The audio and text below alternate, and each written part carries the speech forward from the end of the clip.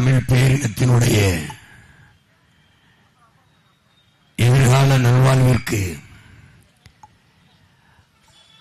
அரும்பாடு ஆற்றி வருகிற நாம் தமிழர் அரசியல் புரட்சி படையில் ஈடு இணையற்ற இனமான தம்பி தளபதி தமிழினத்தின் அறிவு பிள்ளை அபூபக்கர் சித்திக் அவர்களுக்கு கடையனூர் சட்டமன்ற தொகுதியில் வாக்கு கேட்டு நிற்கிறேன்.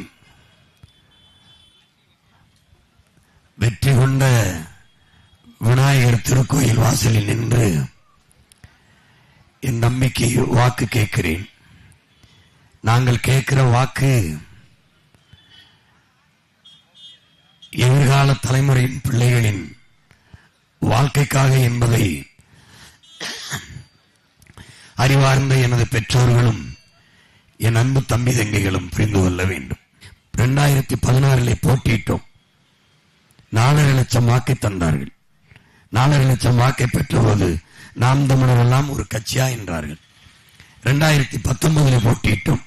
18 லட்சம் வாக்கை தந்தார்கள். 4.5 லட்சம் எங்கே, 18 லட்சம் எங்கே? இந்தியாவை யாரால் என்ற தேர்தலிலே வாக்கை உயர்த்தி என் மக்கள் எங்களை நம்பிக்கையை கொடுத்தார்கள். திருப்பி 21 போட்டியிட்டோம். 30 லட்சம் வாக்கை செலுத்தி 3வது பெரிய கட்சியாக வளர்த்தெடுத்தார்கள். பிறகு 24 இந்தியாவை யாரால் என்பதில் நாங்கள் போட்டியில் இல்லை. ஆனாலும் எங்களுக்கு 36 லட்சம் வாக்கை கொடுத்து 3வது பெரிய கட்சியாக்கி தனித்த அங்கீகாரம் பெற்ற ஒரு மாநில கட்சியாக நாம் தமிழர் கட்சியாக கொண்டு வந்தார்கள். அன்று வாக்கு செலுத்தும் போது, இதற்கு முன்பு உங்கள் பிள்ளைகளுக்கு வாக்கு செலுத்தும் போது எந்த பெட்டியில் எங்கே நம் சின்னம் இருக்கிறது என்று தேடினீர்கள். இன்று தேடக்கூடாத நிலைக்கு என் பிள்ளைகளை வைக்க வேண்டும் என்று முதல் பெட்டியில் என் தம்பிக்கு முதல் இடத்தில் வாக்கு வருகிற அளவுக்கு நீங்கள் கொண்டு சென்றீர்கள். எனக்கு கூட 2வது இடத்தில் இருக்கு, என் தம்பிக்கு முதல் இடத்தில் இருக்கிறது. நாங்கள் இருவரும் ஒரே ரத்தம், ஒரே தாய் பிள்ளைகள், தமிழ் தாயின் பிள்ளைகள். எங்களுக்கு ஒரு தாத்தன் இருந்தான். அவன் பெயர் கண்ணியமிக்க காகிதம் இல்லத்து.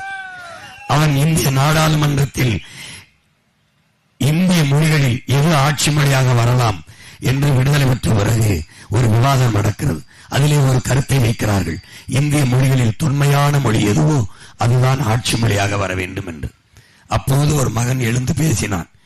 இந்திய மொழிகளின் மூத்த மொழி, தொன்மையான மொழி ஆட்சி மொழியாக வர வேண்டும் என்றால் அது தமிழ்தான் வர வேண்டும். இந்திய மொழிகளின் மூத்த மொழி, தொன்மையான மொழி தமிழ்தான். அதை எந்த வரலாற்று ஆசிரியனும் எந்த தொல்பொருள் ஆய்வறிஞனும் மறுக்க இயலாது. எனவே தமிழ்தான் ஆட்சி மொழியாக வர வேண்டும் என்று சொல்றார். அந்த மொழி என் தாய்மொழி என்பதில் எனக்கு பெருமை என்று அமர்கிறார். நேரு எழுந்து, சாய்பு, நீங்கள் ஊரை கேட்பீர்கள் என்று நினைத்தேன், ஆனால் தமிழை கேட்கிறீர்களே என்று கேட்டவுடன் தாத்தா எழுந்து சொல்கிறார், இஸ்லாம் எங்கள் வழி, இன்ப தமிழே எங்கள் மொழி. நான் அம்மா என்று அழைப்பதற்கு முன்பே, அல்லாஹ் என்று அழைப்பதற்கு முன்பே அம்மா என்று அழைத்தவன். புரியுத? அந்த தாத்தாவின் பேரன்கள் நாங்களும் நீங்களும். இதை நினைவில் வைத்துக் கொள்ள வேண்டும். நம் இனத்தில் அவ்வப்போது மகத்தான புரட்சியாளர்கள், போராளிகள் தோன்றுவார்கள். அதில் ஒருவன் தோன்றினான். அவன்தான் சொன்னான், என்னரும் தமிழ் சொந்தங்களே, இனப்பற்று மொழிப்பற்று கொள்ளாதீர்கள், இன வெறி மொழி வெறி கொள்ளுங்கள். ஏனென்றால் இனப்பற்று மொழிப்பற்று கொண்டால் நீங்கள் ஆளப்படுவீர்கள். இல்லை, நீங்கள் ஆளப்படுவீர்கள், ஒருபோதும் ஆளமாட்டீர்கள். இன வெறி மொழி வெறி கொண்டால் நீங்கள் ஆள்வீர்கள் என்றான். நீங்கள் சாதி மதங்களாக பிளந்து உரிந்து நின்றீர்கள் என்றால் தனிமைப்படுத்தப்படுவீர்கள், அச்சுறுத்தப்படுவீர்கள். மொழி இனமாக இணைந்து நின்றீர்கள் என்றால் வலிமையடைவீர்கள், பாதுகாப்பாக வாழ்வீர்கள் என்றான்.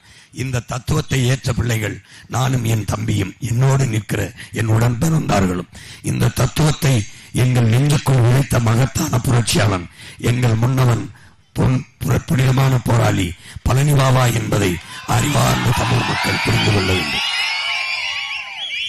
அவன் கேட்டான் ஒரு கேள்வி, மானமுள்ள எவனாவது ஒரு தமிழன் திமுகவுக்கு ஓட்டு போடுவானா என்று. இன்றும் போடுகிறார்கள். மானமுள்ள தமிழர்களை நாங்கள் இந்த கூட்டத்தில் தேடிக்கொண்டிருக்கிறோம் போடாமல் இருக்கிறதுக்கு. அவர் வருந்தி சொல்கிறார், 25 ஆண்டுகளாக இந்த திமுகவுக்கு தானே அத்தா போட்டோம், அவன் நமக்கு முதுகுல குத்தின துரோகத்தை தவிர என்ன செய்தான் என்று. இன்னும் இந்த மக்கள் நம்பிக்கொண்டிருக்கிறார்கள். நபிகள் நாயகம் ஸல்லல்லாஹு அலைஹி வஸல்லம் சொல்கிறார்கள், ஊழல் லஞ்சம் பெறுபவனின் மீது சாபம் உண்டாவதாக என்று. ஊழல் லஞ்சம் நீங்கள் பெறுகிறீர்கள் என்று சொல்லவில்லை, பெறுகிறவனுக்கு வாக்கை செலுத்தி வலிமையை கொடுக்கிறீர்கள். அந்த சாபமும் உங்கள் மீது பரவாமல் இருக்க வேண்டும் என்பதற்காகத்தான் உங்கள் பிள்ளைகள் சொல்கிறோம், தயவு செய்து அவர்களுக்கு வாக்கு போடாதீர்கள் என்று கெஞ்சுகிறோம்.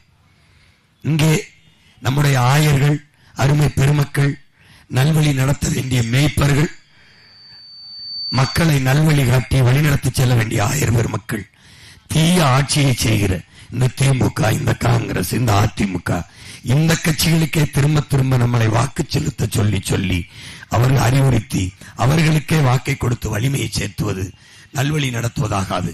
எனவே அறிவார்ந்த பெருமக்களே, உங்கள் அறிவிற்கு, உங்கள் மனச்சான்றுக்கு எது சரி என்று படுகிறதோ அதை செய்யுங்கள். இந்த தேர்தலில் மகத்தான மாற்றத்தை நிகழ்த்த காலம் உங்களுக்கு அரிய வாய்ப்பை தந்திருக்கிறது. வரலாறு ஒரு பெரிய வாய்ப்பை உங்களுக்கு தந்திருக்கிறது. கடையநல்லூரிலே போட்டியிடுகிற வேட்பாளர்கள் எல்லாம் பாருங்கள். அவர்கள் ஒன்றும் புதியவர்கள் இல்லை, ஏற்கனவே நின்றவர்கள், வென்றவர்கள். என்ன இந்த தொகுதிக்கு வேலை செய்திருக்கார்கள், உழைத்திருக்கார்கள் என்று பாருங்கள். என் தம்பி சொன்னான், முன்னாள் சட்டமன்ற உறுப்பினர், 6000 திருமணங்களுக்கு சென்றிருக்கிறேன் என்று, 6000 திருமணங்களில் பங்கேற்றிருக்கேன் என்று. திருமணத்தை நடத்தி வைக்கிற மதிப்பிற்குரிய புரோகிதர்கள் கூட 60,000 திருமணங்கள், 70,000 திருமணங்களை நடத்துகிறார்கள். அவர்களுக்கு ஓட்டை போட்டு எம்எல்ஏ ஆக்கி விடலாமா?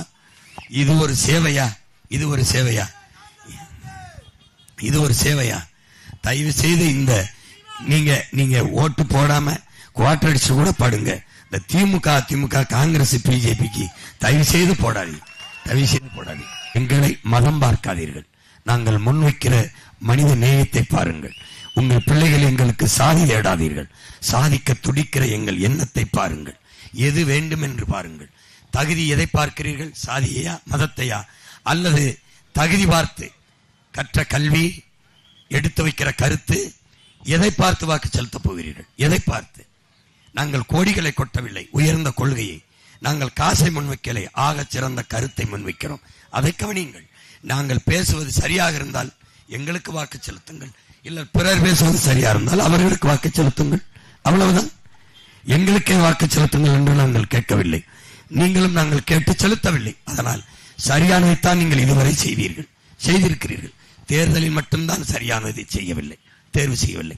ஒரு பொண்ணுக்கு பையன் பார்க்க போனால் நல்ல பையன், பையனுக்கு பொண்ணு பார்க்க போனால் நல்ல பொண்ணு, சாப்பிட போனால் நல்ல உணவகம், நல்ல விடுதி, நகை வாங்க போனால் நல்ல நகை கடை, துணி வாங்க போனால் நல்ல துணி கடை, மாடு வாங்க போனால் நல்ல மாடு, ஆடு வாங்க போனால் நல்ல ஆடு. எது ஒன்றிலையும் நல்லதை தேடுகிற நீங்கள் நல்லதை தேர்வு செய்கிறேன் சொன்னீங்கள். 5 ஆண்டு கால எதிர்காலத்தை தீர்மானிக்கிற தலைவனில் மட்டும் ஏன் நல்லவர்களை தேடவில்லை? ஏன்? எதனால்? கருணாநிதி மகனாக இருந்தால் தகுதி வந்து விடுகிறதா? ஐயா ஸ்டாலின் மகனாக இருந்தால் தகுதி வந்து விடுகிறதா? நாங்கள் சாதாரண தாய் தந்தையருக்கு பிறந்ததனாலே எங்களுக்கு தகுதி இல்லை என்று ஆகிவிடுகிறதா? நாங்கள் வெல்லவில்லை என்றால் என் முன்னாடி நிற்கிற என் தம்பிக்கும் தங்கைக்கும் ஒரு நாள் நானும் வெல்ல முடியும் என்கிற நம்பிக்கை எப்படி வரும் என்பதை என் உடன் பிறந்தார் சொல்லுங்கள். காசு கொடுத்தால் தான் வாக்கை பெற முடியும், வெல்ல முடியுங்கிற நிலை இருந்தால் நமக்கு ஒரு பெருந்தலைவன் காமராஜ் கிடைத்திருப்பாரா? நமக்கு நம் தாத்தா கக்கன் கிடைத்திருப்பாரா? நமக்கு நம் தாத்தா ஜீவானந்தம் கிடைத்திருப்பாரா? நமக்கு நம் தாத்தா முத்துராமலிங்க தேவர் சட்டமன்ற உறுப்பினர், நாடாளுமன்ற உறுப்பினராக கிடைத்திருப்பாரா? நீங்கள் இன்னுமா இதை தேடிக்கொண்டிருக்கிறீர்கள்? எவன் அதிக இலவசம் தருகிறானோ அவனுக்கு வாக்கு செலுத்துகிற முறையை நீங்கள் கடைபிடிக்க போறீர்களா? எவன் 1000 2000 தருகிறானோ அதை வாங்கிட்டு வாக்கு செலுத்த வேண்டும் என்று முடிவெடுக்க போறீர்களா? தயவு செய்து மாற்றுங்கள். நீங்கள் தொழுகிறீர்கள், ஜெபிக்கிறீர்கள், வழிபடுகிறீர்கள், பிடித்த இறையை வேண்டுகிறீர்கள், இதே விநாயகர் கோயிலில் வேண்டுகிறீர்கள். என்ன சொல்லி வேண்டுகிறீர்கள்? என்ன சொல்லி இதே இந்த கொடுமையான ஆட்சி தொடர வேண்டும்? அப்படியா? இந்த ரேஷன் கடையில் இத்து புத்து போன அந்த கேடுகட்ட அரிசியை சாப்பிடுற நிலையில் எங்களை வைக்க வேண்டும். 1000 2000க்கு என் அம்மா அக்காவை கையேந்திர நிலையில் வைக்க வேண்டும். இப்படியா வேண்டிக் கொள்கிறீர்கள்? எதை வேண்டிக் கொள்கிறீர்கள்?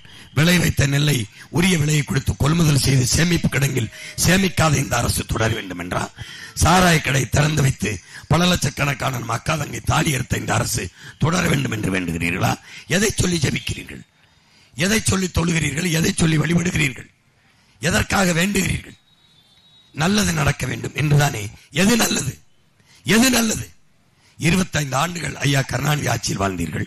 20 ஆண்டுகள் அம்மையார் ஜெயலலிதா ஆட்சியில் வாழ்ந்தீர்கள். 4 ஆண்டுகள் ஐயா எடப்பாடி ஆட்சியில், 5 ஆண்டுகள் ஐயா ஸ்டாலின் ஆட்சியில் என்ன வளர்ச்சியை கண்டீர்கள்? என்ன வாழ்ந்தீர்கள்? 1000க்கு கையேந்தி நீங்கள் இப்ப 2000க்கு எந்துகிறீர்கள். வளர்ந்திருக்கிறீர்கள், அவ்வளவுதான். அவ்வளவுதான். படித்த உங்க பிள்ளைகளுக்கு படிக்க வைக்க கல்வி இருக்கிறதா? தரமான கல்வி. படித்தால் வேலை இருக்கிறதா? எல்லா வளங்களும் இருந்து பாலைவன நாட்டிற்கு வேலைக்கிறம் பிள்ளைகள் போக வேண்டிய நிலைமை ஏன் வந்தது? ஏன் வந்தது? ஒரே ஒரு வளத்தை வைத்துக் கொண்டு, கடலமைட்டு வைத்துக் கொண்டு சிங்கப்பூர் தன் நாட்டு பிள்ளைகளுக்கு வேலை கொடுத்து உலக நாட்டு இளைஞனுக்கெல்லாம் வேலை கொடுக்கிறானே, எப்படி? இவ்வளவு வளம், நிலம் இருக்கு, கடல் இருக்கு, மலை இருக்கு, காடு இருக்கு, எல்லாம் இருந்து நான் ஏன் வறுமையில் இருக்கிறேன்? நான் ஏன் ஏழ்மையில் இருக்கிறேன்? நான் ஏன் பசியோடு இருக்கிறேன்? பஞ்சத்தில் இருக்கிறேன்? யாரு காரணம்? யாரு காரணம்? பொறுப்பற்ற தலைவர்கள், ஊழல், லஞ்ச நிர்வாகம், இதுதான் காரணம். இதை யார் மாற்றுவது? படித்தவன், கற்றவன், சிந்திக்கிறவன். கற்றவன் தான் மற்றவர்களுக்கு வழிகாட்ட வேண்டும். ஆனால் நீங்கள் அரசியல் வேண்டாம், நாம் ஒருவர் ஓட்டு போட்டால் நாடு மாறிவிடும் என்கிறீர்கள். மாறும், மாறும், ஒவ்வொன்றாகத்தான் மாறும். எவ்வளவு பெரிய பயணமானாலும் ஒரு காலடி தளத்தில் தான் தொடங்க வேண்டும்.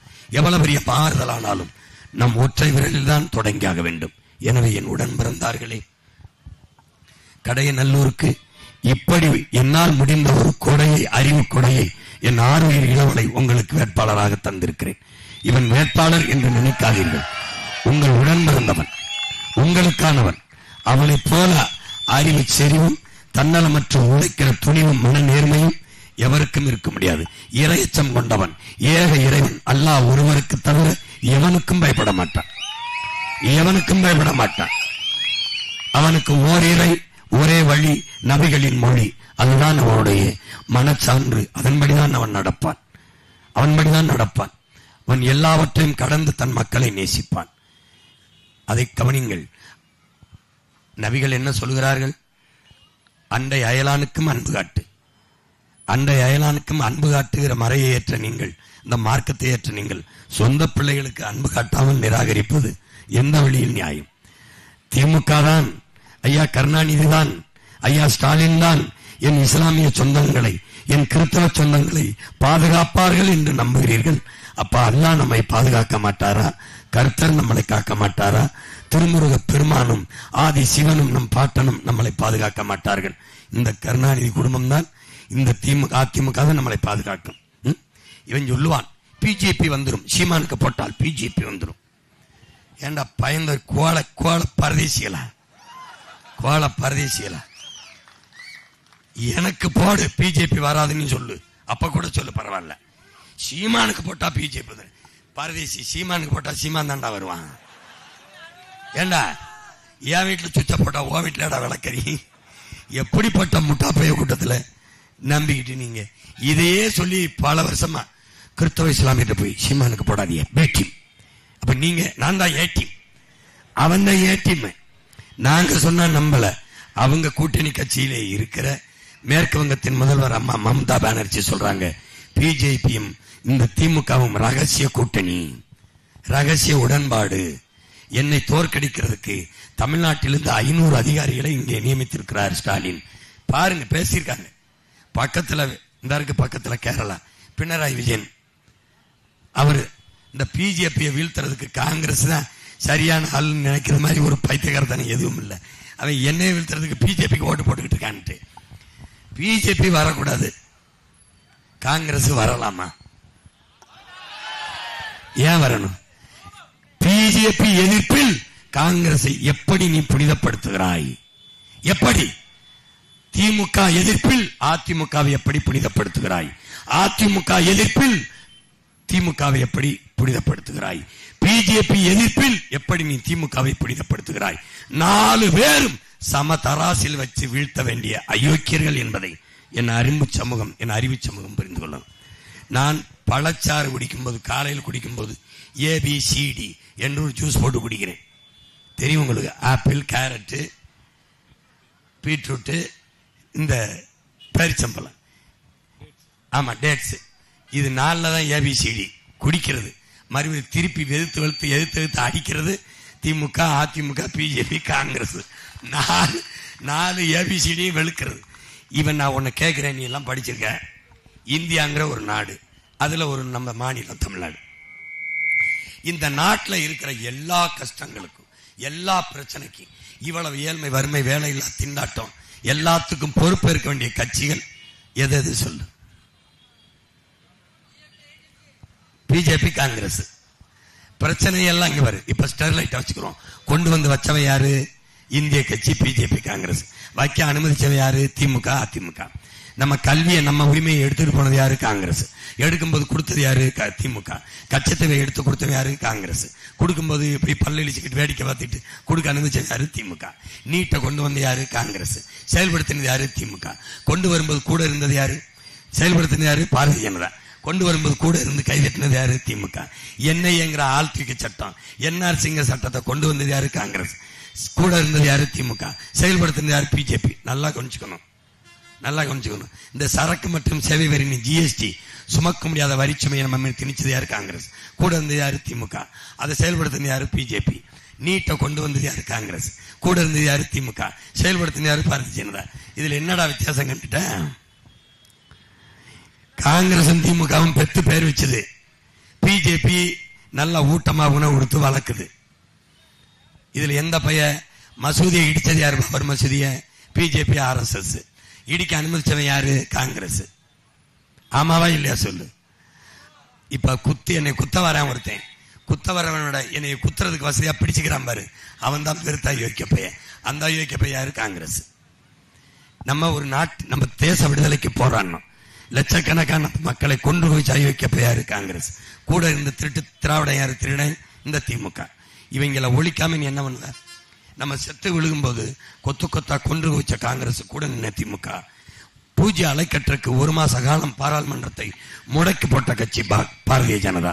அத்தனை வலுவான எதிர்கட்சி ஈழத்துல நம்ம செத்து விழுகும்போது இப்படி ஒரு தீவில் வச்ச மக்களை கொன்று குவிக்கிறியே, போரை தலையிட்டு நிப்பாட்டு என்று ஒரு வார்த்தை எவனாவது பாரதிய ஜனதா கட்சி MP, எவனாவது ஒரு உறுப்பினர் பேசியது நீ பார்த்ததுண்டா? இல்லை. ஏன்னா சாவது தமிழன்னா அவன் சகித்துக் கொள்வான். அதை நீ சகித்துக்கிட்டு இருக்க போறியான்னு புரிஞ்சுக்க. இந்த 4 கட்சியை துடைத்து எரி. எதற்காக காங்கிரஸ், பாரதிய ஜனதா? உனக்குன்னு ஒரு வார்த்தை சொல்லு. இதுக்காக எங்களுக்கு BJP வேணும், இதுக்காக காங்கிரஸ் வேணும் சொல்லு. ஒன்னு சொல்லு. நானும் என் தம்பியும் இதே இடத்துல இருந்து இறங்கி வீட்டுக்கு போயிடும். ஒரு காரணத்துக்கு சொல்லு. இல்ல திமுகவுக்கு இனிமே புதுசா ஓட்டு போட்டு அவர் என்ன நல்லது செய்வார்னு சொல்லு. இப்ப 2000 கொடுக்கிறேன் இருக்காரு, அடுத்து இந்த 2000 கொடுப்பாரு. 10 லட்சம் கோடி கடன் வாங்கியிருக்காங்க. இன்னொரு 10 லட்சம் கோடி கடன் வாங்கி 2 லட்சம் கோடி வட்டி கட்டுவாங்க. வேற என்ன செய்வாங்க? உனக்கு படிக்க கல்வி தந்திருக்கானா? குடிக்க நீர் தந்திருக்கானா? பார்க்க நல்ல மருத்துவம் தந்திருக்கானா? எரிக்க தடையற்ற மின்சாரம் தந்திருக்கானா? பயணிக்க நல்ல பாதை, தரமான போக்குவரத்து தந்திருக்கானா? படிச்சதுக்கு பார்க்க வேலை தந்திருக்கானா? வேலைக்கேற்ற சம்பளம் தந்திருக்கானா? என்ன தந்திருக்கான்? இனி என்ன தருவான்? இதுவரை செய்யாத ஒரு நல்லதை இனிமேல் செய்வார்கள் என்று என் அன்பு சொந்தங்கள் எப்படி நம்புகிறீர்கள்? ஒரு தடவை ஏமாந்தா பட்டறிவு கற்பிக்காதா உங்களுக்கு? இவங்களை நம்பலாமா? நான் சொல்லுவேன் என் அன்பு சொந்தங்கள்கிட்ட, நீங்க எங்களுக்கு ஓட்டு போடாதீங்க. ஆனால் அல்லாவிடம் இறையச்சத்தோடு துவா செய்யும் போது, இந்த பிள்ளைகள் பாவம் ரொம்ப நாளா போராடுகிறார்கள், அவர்கள் வெல்ல வேண்டும் அல்லாஹ் என்று ஒரே ஒரு நொடி துவா செய்யுங்கள். அது போதும். எங்கள் வெற்றியை நாங்கள் அல்லாவிடத்தில் ஒப்படைக்கிறோம். அவரே சொல்லுகிறார், இறைவனிடம் கையேந்துங்கள், அவர் இல்லை என்று சொல்லுவதில்லை. பொறுமையுடன் கேட்டு பாருங்கள், அவர் பொக்கிஷத்தை மூடுவதில்லை என்று. 15 ஆண்டுகளாக அந்த ஏக இறைவனிடம், அருளற்ற அளவாளன் நிகரற்ற அன்பாளனுமான அல்லாவிடம் நாங்கள் கையேந்தி நிற்கிறோம். அவர் சொல்லுகிறார், இன்னல் பட்டு எழுங்குரலை கேட்கின்றவன் எண்ணங்களை இதயங்களை பார்க்கின்றவன் என்று. இந்த பிள்ளைகளின் எண்ணங்களும் இதயங்களும் என் மக்களுக்கானது என்பதை ஏக இறைவன் அல்லாஹ் பார்த்து கொண்டிருக்கிறான். உறுதியாக உங்கள் பிள்ளைகளை வெல்ல வைப்பான். என் அன்பு சொந்தங்களே, என் அருமை பெற்றோர்களே, என் உயிர்க்கணிய என் தம்பிதங்களே, என் தம்பியைப் போல ஒரு தகுதியான வேட்பாளர் இனி இந்த தமிழ் மண்ணில் கடையநல்லூருக்கு கிடைக்க வாய்ப்பில்லை. அவன் கைகளை இறுகப்பற்றுங்கள். விவசாய சின்னத்திற்கு உங்க வாக்கை செலுத்தி திராவிட தீமைகளை தீய வச்சு கொளுத்தி தூய அரசியலும் தூய ஆட்சியும் மலரச் செய்யுங்கள். உலகத்தில் மைக்கேல் ஹாக்குங்கிறவன் 100 தலை சிறந்த 100 பேரை தேர்வு செய்யும் போது முதலிடத்தில் நபிகளை வைக்கிறார். காரணம், அவர் ஒழுக்கத்தில், நேர்மையில், உண்மையில் அரசாட்சி செய்வது. இறைமகன் இயேசுக்கும் நபிகளுக்கும் என்ன வேறுபாடு என்றால், இறைமகன் இயேசு அரசாட்சி செய்யவில்லை, நபிகள் அரசாட்சி செய்து அதிலும் நேர்மையாக தூய்மையாக இருந்தார். இறைமகன் இயேசு திருமணம் செய்யவில்லை, நபிகள் திருமணம் செய்து குடும்ப வாழ்க்கையிலும் நேர்மையாக தூய்மையாக ஒரு தகப்பனாக ஒரு தந்தையாக தன் கடமையை முழுமையாக நிறைவேற்றினார் என்பதில் எல்லா உலகில் தலை சிறந்தவர்களில் ஸல்லல்லாஹு அலைஹி வஸல்லம் நபி பெருமானார் முதலிடத்தில் இருக்கிறார். இந்த நாட்டில் இதுவரை கடையநல்லூரில் இருந்த எண்ணற்ற வேட்பாளர்கள் வென்றிருப்பார்கள். ஆனால் என் தம்பியின் வெற்றி ஸல்லல்லாஹு அலைஹி வஸல்லம் அவர்கள் எப்படி தலை சிறந்த எல்லாவற்றிலும் சிறந்தவராக இருந்தாரோ அப்படி என் நம்பி கடையநல்லூர் தொகுதியில் இதுவரை இருந்த சட்டமன்ற உறுப்பினரில் தலை சிறந்த ஒரு வேட்பாளர், அந்த மக்களுக்கு மண்ணுக்குமாக சேவை செய்த மகத்தான ஒரு வேட்பாளராக, ஒரு வெற்றி திருமணமாக என் தம்பி வருவான். நீங்கள் நம்புங்கள். குர்ஆனை எப்படி நம்புகிறீர்கள்? எப்படி பைபிளை நம்புகிறீர்கள்? எப்படி பகவத்கீதையை நம்புகிறீர்கள்? எப்படி நம்ம திருமுருக பெருமானை, நம்முடைய சிவனை, நம்முடைய மாயவன் கண்ணனை, நம்முடைய விநாயகனை நீங்க நம்புகிறீர்களோ அப்படி உங்கள் பிள்ளைகள் எங்களை நம்புங்கள். நாங்கள் இந்த பணியை தன்னலமற்ற உண்மையும் நேர்மையுமாக செய்கிறோம் என்பதை நம்புங்கள். உங்கள் மதிப்புமிக்க வாக்கை என் உயிர் தம்பி, என் ஆறுயிர் இளவல் அபூபக்கர் சித்திக் அவர்களுக்கு விவசாய சின்னத்தில் செலுத்தி நீங்கள் வெற்றியடையுங்கள். உதயசூரனுக்கு போற்றீர்கள், அவர்கள் வென்றார்கள், நீங்கள் தோற்றீர்கள். இரட்டலைக்கு போற்றீர்கள், அவர்கள் வென்றார்கள், நீங்கள் தோற்றீர்கள். விவசாயிக்கு போட்டு முதன்முறையாக நீங்கள் வெற்றியடையுங்கள். ஏனென்றால் எங்கள் அதிகாரம் உங்களுக்கானது, உங்களால் உருவாக்கப்படுகிற அதிகாரம் எங்கள் அதிகாரம், எங்கள் அதிகாரம் உங்களுக்கானது. எனவே அறிவு சமூகமே, கற்றறிந்த பெருமக்கள் நிறைந்த கடையநல்லூரிலே நீங்கள் எல்லோரும் ஆய்ந்து அறிந்து எது சரியானதோ அதை செய்யுங்கள். எளிதானதை செய்யாதீர்கள். கூட்டமாக நிற்பவன்தான் வெல்வான் என்று நம்பாதீர்கள். ஒரு வண்டி நிறைய குப்பை, யாரும் வண்டி நிறைய தீ எடுத்து போவதில்லை, நெருப்படுத்த போவதில்லை. வண்டி நிறைய குப்பை, ஒரு தீக்கச்சி, ஒரு தீப்பெட்டி தான். இந்த கடையநல்லூரில் இருக்க மொத்த குப்பையும் கொடுத்த ஒத்த தீக்குச்சி, புரட்சி தீக்குச்சியை அபூபக்கர் சித்திக்கை உங்களுக்கு தருகிறேன். நான் அவன் கைகளை பற்றி இருப்பது போல என் அன்பு உடன் பிறந்தார்கள் என் பெற்றோர்களும் அவன் கைகளை இறுக பற்றி அவனை வலிமைமிக்க ஆற்றலாக மாற்றுங்கள். கடையநல்லூரில் இருந்து தமிழக சட்டசபையில் ஒரு சிங்கத்தின் குரல், ஒரு புலியின் உருமல் கர்ஷிக்கட்டும். நேர்மையின் நேர் வடிவமாக வாழ்ந்த காயிதே மில்லத்தும் கக்கனும் காமராஜரும் தெய்வ திருமகனும் அவருடைய கனவுகள் எங்களை வழிநடத்தட்டும். அந்த களத்தில் உங்கள் பிள்ளைகளின் எழுச்சி மிகுந்த குரல் முழங்கட்டும். இதுவரை இருந்த இடையூறுகள், சிக்கல்கள், துயரங்கள் தூள் தூளாக நொறுங்கட்டும். மதிப்புமிக்க உங்கள் வாக்கு விவசாய சின்னத்திற்கு வாக்களிப்போம். வருங்கால தலைமுறைக்கு வாழ்வளிப்போம்.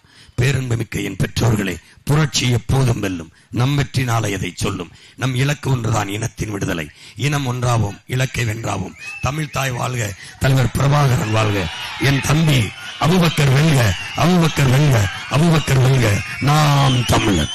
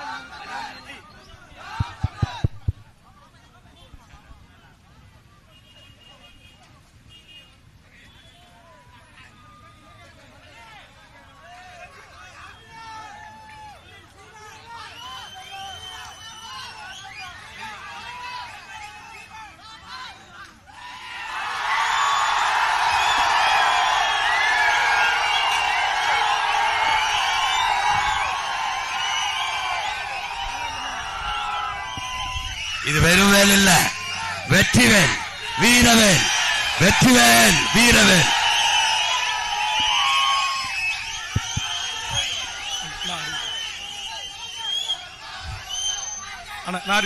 அண்ணன் சீமான் அவர்களுக்கு கடையநல்லூர் சட்டமன்ற தொகுதி களப்போராளிகள் சார்பாக புரட்சியாளர் பழனி பாபா அவர்கள் நினைவாக வீரவாள் பரிசளிக்கப்படுகிறது. வாளையும் வேலையும் ஏந்திய மரபில் வந்த நீ 1000 500க்கும் அரிசி பருப்பிற்கும் இலவசத்திற்கும் கையேந்துவதை நிறுத்து. இனியேனும் தமிழ்நாட்டை உன் ஒற்றை வாக்கால் மாற்று, திருத்து. நன்றி, வணக்கம். நாம் தமிழர்.